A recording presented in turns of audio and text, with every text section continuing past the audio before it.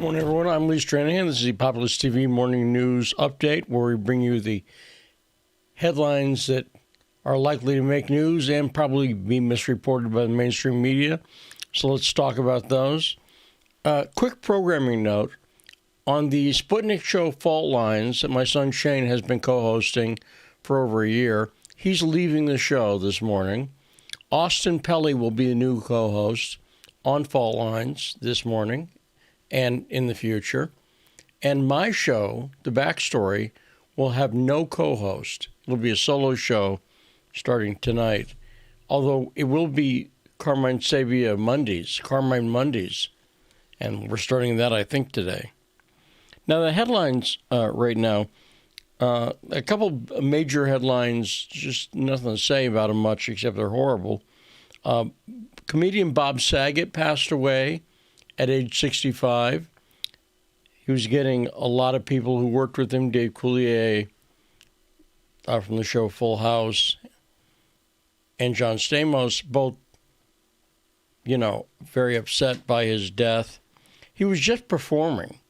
One of his last tweets was talking about a performance he'd done. So that's shocking to a lot of people, including Carmine. I was talking to Carmine last night when that news broke.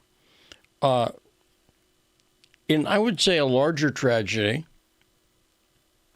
just because it's so many people dead, 19 are dead in the Bronx, New York, after an apartment fire, including 9 children. Apparently a faulty space heater is what caused the fire. Meanwhile, Eric Adams, the new mayor of New York, is saying that the non-citizen voting can continue. This is something 800,000 people who aren't citizens are going to be able to, but they're here, like dreamers, people who've been working here will be able to vote in New York. So that's an interesting precedent. Eric Adams is going right ahead with that, which, by the way, I would expect you're going to see quite a bit of from Eric Adams, is him just going along with things Bill de Blasio did. Meanwhile, in Chicago, no school again today. Lori Lightfoot was on the Sunday shows over the weekend, the mayor of Chicago, and she's saying she's siding with the parents. Some parents are suing. Don't forget, what's happening in Chicago is that the teachers' unions want more COVID restrictions, and since they're not getting it, they're not showing up in class, and that's getting the school district and the parents upset at them. Meanwhile, today's the day federal agencies are supposed to start giving harsher penalties, including suspensions, for federal workers who are not complying with the Biden administration's federal vaccine mandate.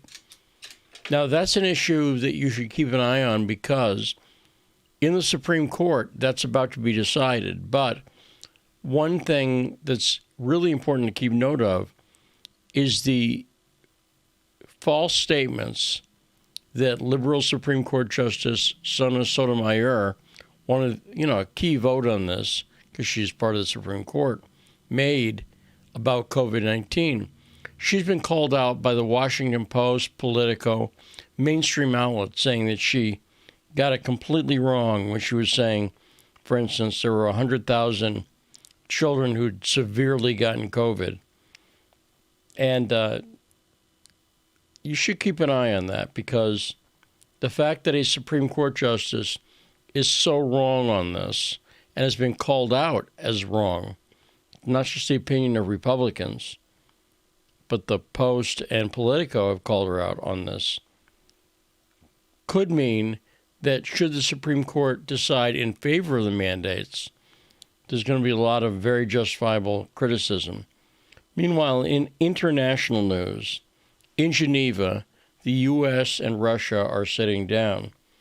And Sergei Lavrov, the ambassador, came out in a tweet that came out from the Russian embassy, has said that NATO's become, I'm quoting here, a purely geopolitical project aimed at taking over territories orphaned by the collapse of the Warsaw Treaty and the Soviet Union.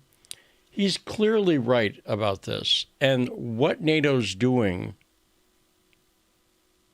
is promoting aggressive tension against Russia. And that's one of the main issues. We'll be talking more about that on the backstory today, obviously. Meanwhile, some other COVID news. Djokovic, the tennis champion, the Serbian tennis champion, who was put into COVID detention, is released. He's free now because a court in Australia ruled that the decision to put him in detention was a bad decision, not based on COVID, but based on the way they did it. So it's important to note the distinction. But the Australian government is vowing to continue to fight Djokovic. He's over in Australia where he's going to be playing, theoretically, in the Australian Open tennis match. But so far, the big match is about COVID-19. Speaking of which, AOC, the representative, Alexandria Ocasio-Cortez, has tested positive for COVID-19. This comes just a couple weeks after she was castigated for being in Miami without a mask on. Now, what's interesting is a lot of people who are opposed to COVID-19 restrictions fall under this political trap of criticizing AOC for not wearing a mask now when they're not in favor of a mask. I would argue, make up your mind. If you don't want people to wear masks, you don't want AOC to wear a mask. That's what I'll say.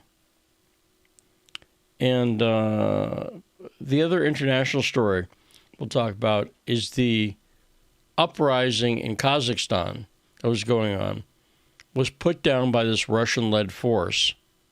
And Vladimir Putin is bragging about it and saying that it shows that his force of peacekeepers, nations, 6 nations that got together, has been effective.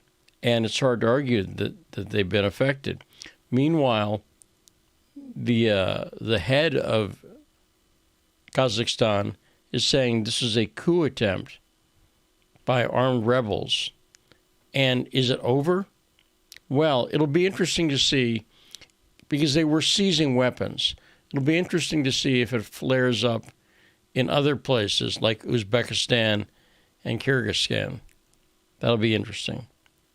Anyway, I look forward to seeing you later on the backstory, and have a great morning. I'm Lee Stranahan for the Populist TV Morning Roundup.